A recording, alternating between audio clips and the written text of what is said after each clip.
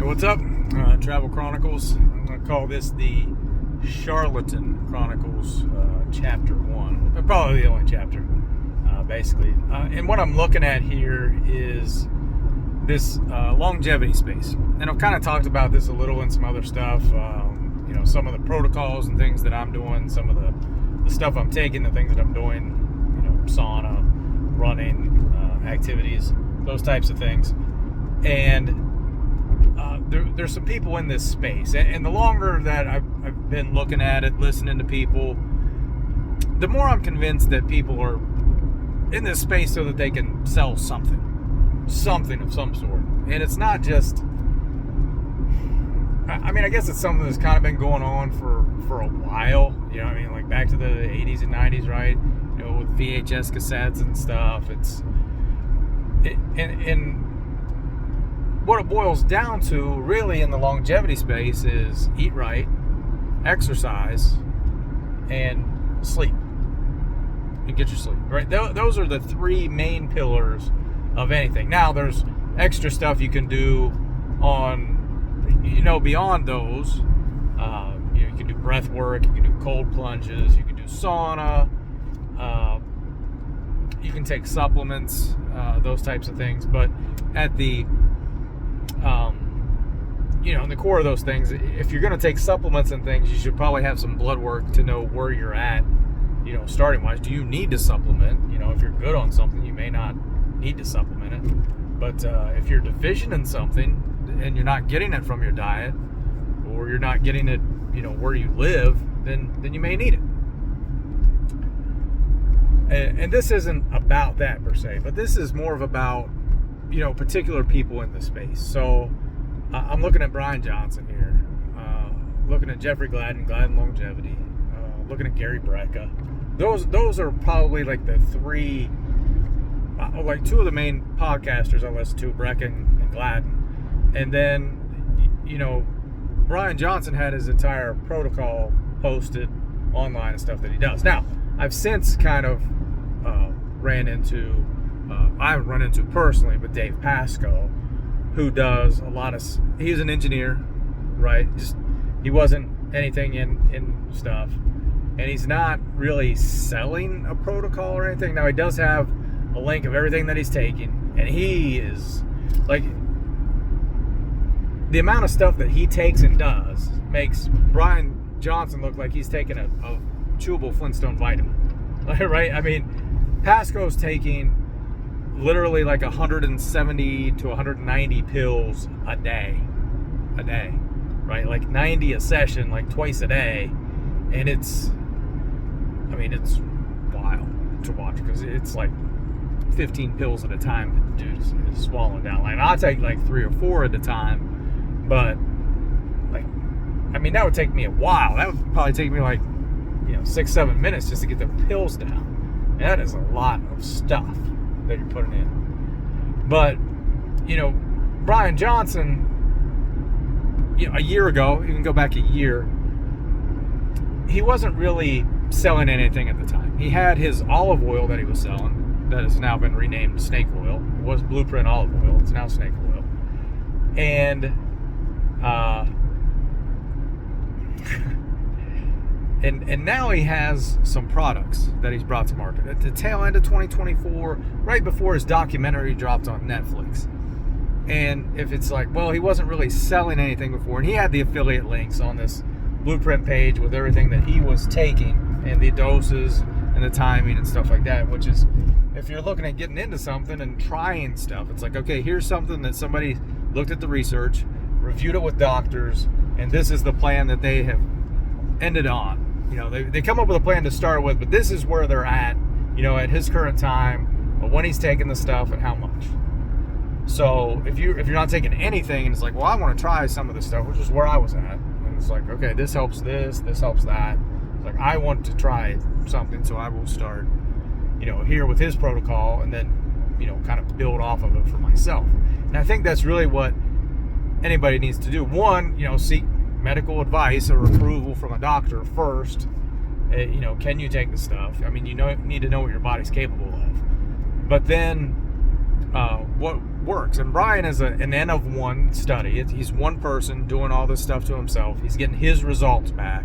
He's displaying his results on his website. It's not a study of 10 or 100 people. It's just him, so that's an important thing to keep in mind. So if you take his protocol and modify it for yourself, you're doing that for now just you, right? You're not reporting the data back to Brian. And there's been some reports early in the year that he was doing a study where people bought in like $2,100 worth of stuff, which now if you look at his supplement package, what he's selling, plus his longevity drink mix, it's about $300 a month. So if you were just to go out and purchase everything that he's selling, plus the olive oil, it's $300 and some dollars a month.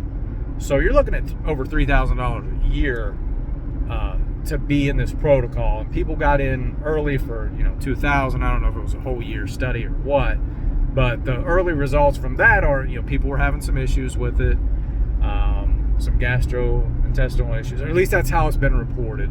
But Brian hasn't shared the data either. Now, he's claimed it's because, if I share the data, then we're looking at FDA approval and this, that, and the other. And I think if you're just doing, a self-test, I don't think it's raising the flag of the FDA unless you're trying to say this has a particular benefit, right? Because that's what pharmaceutical companies go through with their test.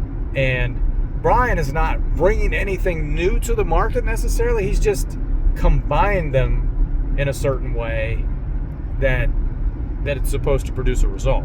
And I say supposed to produce a result because in this longevity space, the idea is you live longer. But the bottom line is there's no way to prove it. So it really comes down to, do you want to feel better? And that is less of a selling mark than don't die, right? His mantra, his program that he's trying to sell. That's the overarching program. It's not Blueprint protocol per se. It's don't die. And the way he sells it is, we're the first generation of people that are going to not die. And if you jump on his bandwagon, do all of his stuff, all of his protocols, take all of his pills and medicines, then you could be part of that group that's not dying. But you can't prove it, right? And it's kind of like, does he need to prove it? Not really. Because even if he dies, then he won. He still wins. He's basically spent the last 4 years working, just on his body. Like 4 hours a day, he works on himself. Like that is his job. And now he's turned that into something where he's selling a product to other people so that they can, reap the benefits like he has. And it's a powerful selling point, but he wasn't selling anything at first. He was just working on himself. So, does that make him a charlatan because he wasn't doing anything and now all of a sudden he has a product to sell? And I don't want to say he's a charlatan or a fraud, but I think he's intellectually dishonest. I think is the place where this slides into. I don't want to say this name or this nomenclature, but the category that I would put him in is intellectually dishonest.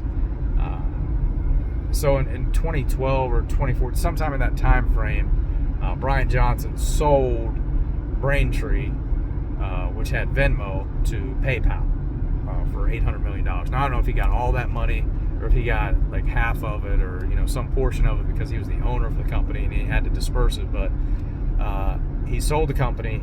Around that same time, he got divorced. He left the church he was in, which was, I believe, LDS, Latter-day Saints, Mormons, and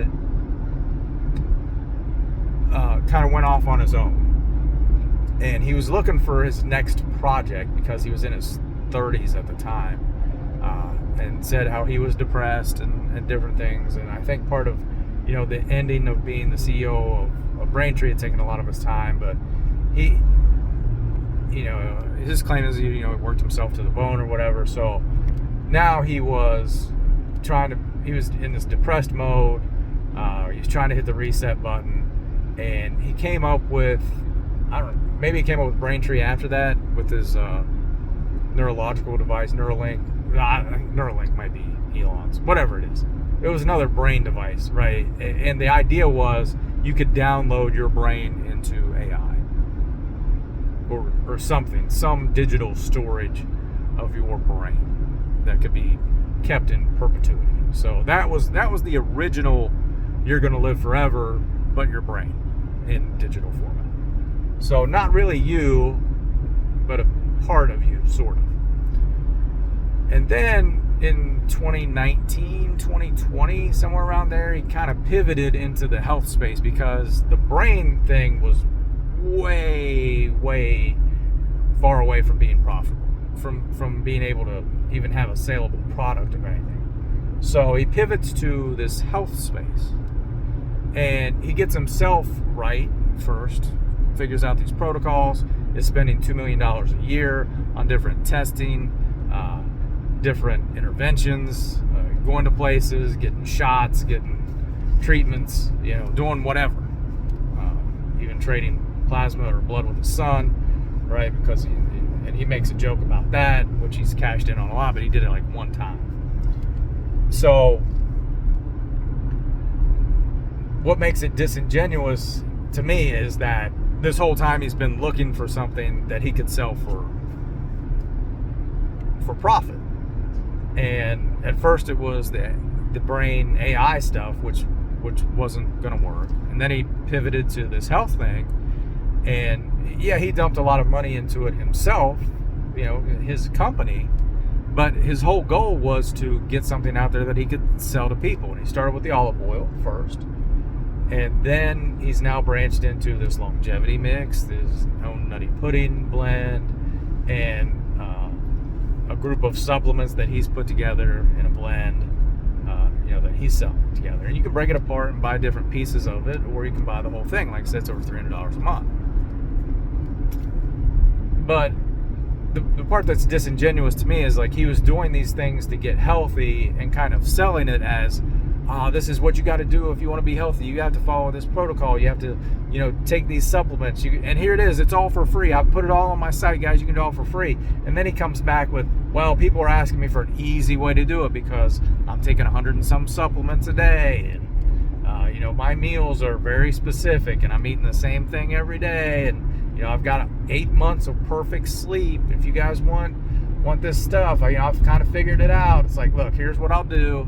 I'll fall on the sword here and put everything together in one thing to make it super simple so you guys can do the same thing as me.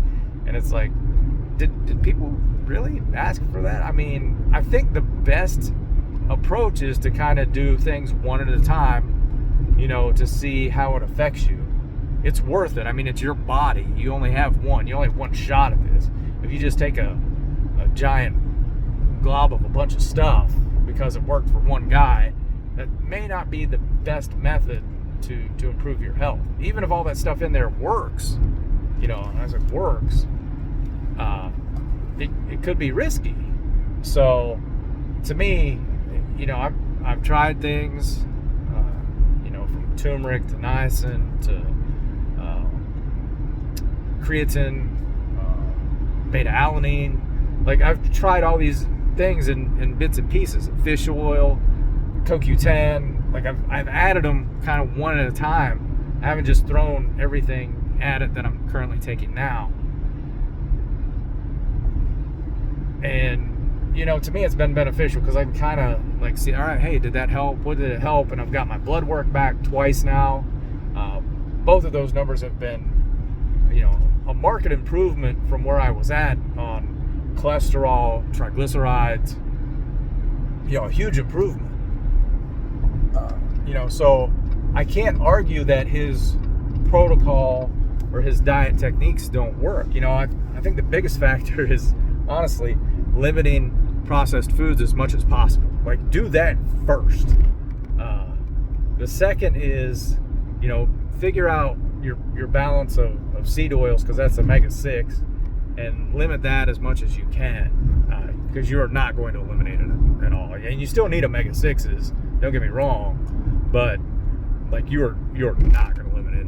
And there's some estimates that the Western diet's like an 18 to 3 ratio or something. It's supposed to be like a 6 to 3, 4 to 1 ratio of omega-6 to omega-3s. And omega-3s are like what's in fish oil and those types of things. So, and beef tallow or the bacon grease, that's your omega-3s. So you want to be balanced there.